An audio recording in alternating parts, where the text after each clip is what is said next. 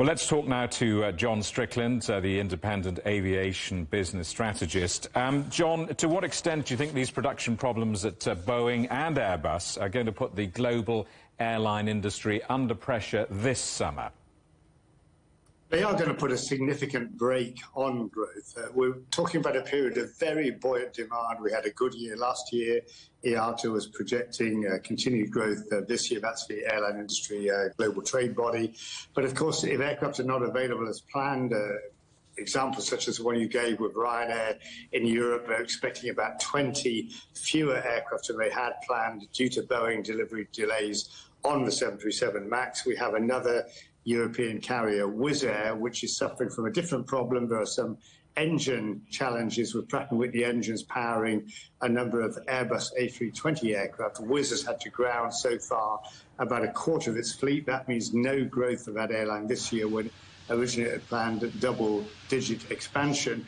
And in the US, we just heard it in your news headlines there about Delta's strong performance. United, another of the large US carriers, has had to cut back its planned production increases this year. They've even asked pilots to go on unpaid leave next month because aircraft are simply not coming through. So it's all very well, if we look at it from a point of view of pricing, you could say, yeah, airlines can put their prices up and we will see fares going up, but they're missing out on a very strong and buoyant market, which, to be honest, they'd much rather be able to resource with their planned capacity growth. Boeing says it's delivered, I think, just 83 aircraft to customers in the first quarter of this year. I think that's the smallest number since 2021. I mean, these safety investigations are ongoing, of course. I mean, they're not over. How much worse might this get?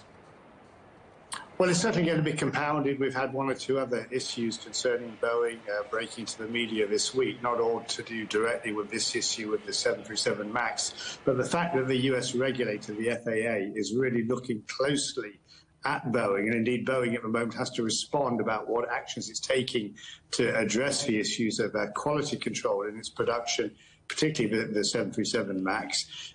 The fact they are being handicapped in their production levels, the fact that sub-suppliers, not only to Boeing but to Airbus themselves, are short of manpower. Spare parts are not readily available. We've even seen an example of a couple of 10-year-old Boeing 787 aircraft, very young aircraft, being broken up for spares because actually that makes more sense in terms of the lease companies who own them offering supplies of spares in a very tight market. So it's going to continue, certainly I think the rest of this year, and the northern hemisphere summer period will be constrained.